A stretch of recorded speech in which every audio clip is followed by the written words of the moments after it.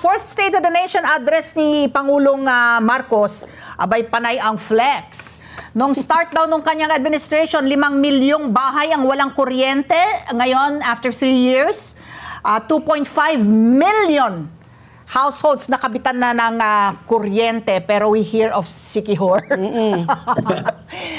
Ito talagang the nightmare that is Siquijor, pero mukhang tinutugunan nito, Sir Nani, dahil I think dumating na kahapon yung mga bagong gensets. Pakibigyan muna kami ng update sa status po ng electrification po. Yung kuryente dyan po at 18 to 20 hours na brownout dyan po sa Siquijor. Sir Nani. Yes, Pat, Ali. Actually, ilang gabi na kaming nakamonitor. Wala kaming mga tulog. But finally, again, we were able to bring back 24-hour electricity to Siquijor just this morning at 2 a.m. At 2 a.m. The additional rental gensets of SIPCOR already arrived. And actually, medyo na-delay nga kami ng 2 hours because ang promise namin sa mga tao ay Sunday. But I just want to assure the people of Siquijor that there is enough power already installed in the island.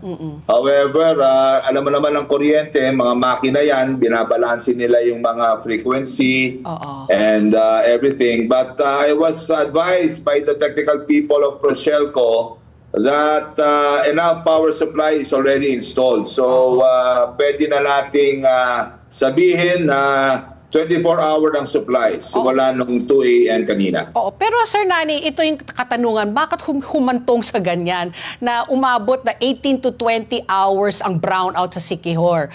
At sinisisi dito po sa kanilang I don't know if it's a cooperative or sa power plant mismo na Villar, itong Siquijor power plant. Bakit umabot?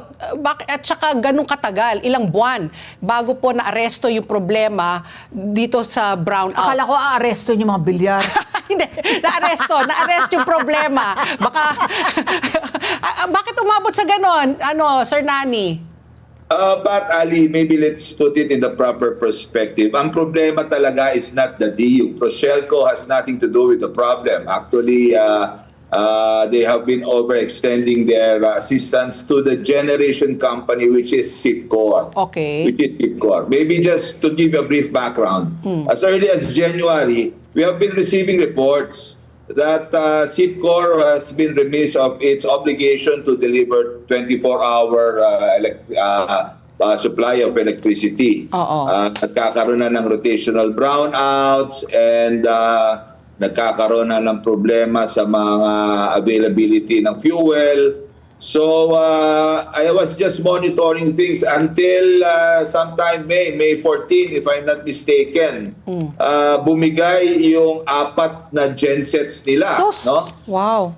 So, hindi na ako nagtataka kasi marami na nga akong reports na natatanggap that there was indeed a poor maintenance, a poor maintenance of these gensets. So immediately at that time, binigyan namin ng tulong ang Procelco, nagpadala kami nag-pull out kami ng modular genset sa Palawan, pinadala namin doon. And alam mo naman, malalaking gensets ito. It took us time, It took us time, I think about 2 weeks, And also, SIPCOR, napilitan na rin sila magrenta ng additional gensets. So, sometime June 11 or 13, when the President came over, mabuti naman at napaandar namin ang mga gensets. And we were able to restore. We were able to restore 24-hour supply of electricity again.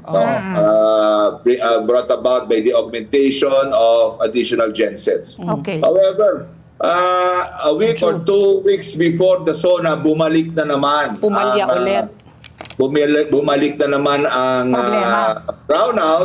Hindi lang 4 na gensets ang nasira, 5 na ngayon. 5 na. So, again, admittedly, Band-Aid solution in June. Correct. Yeah.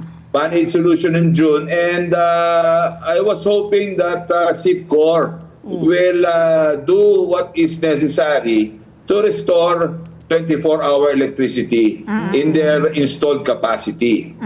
But then again, ngayon, instead of 4, 5 na nasira. So, napilitan na naman silang mag-rent ng additional gensets. Dumating nung Saturday, and it took 1 day to integrate everything into the system. So, ngayon, meron silang 2 contracted gensets from Siargao. Ito yung mga gensets na pinadala sa Siargao nung araw na may crisis sa Siargao.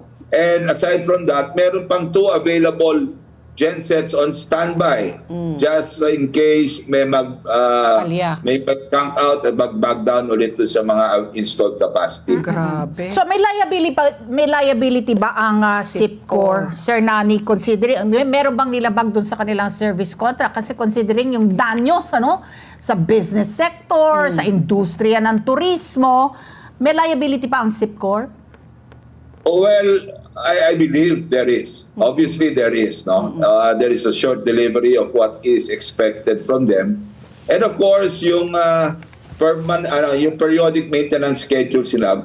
It's obvious hindi nila ginagawa. Correct. Hindi nila susunod. Kaya nagbe-breakdown yan. No, marami naman tayo nakitang mga generation companies and off-grid areas na private power producers, hindi naman nagkakaroon ng ganyang problema. Yeah. So, I believe this is plain and simple management deficiency. Let's get together. Sunnet 25.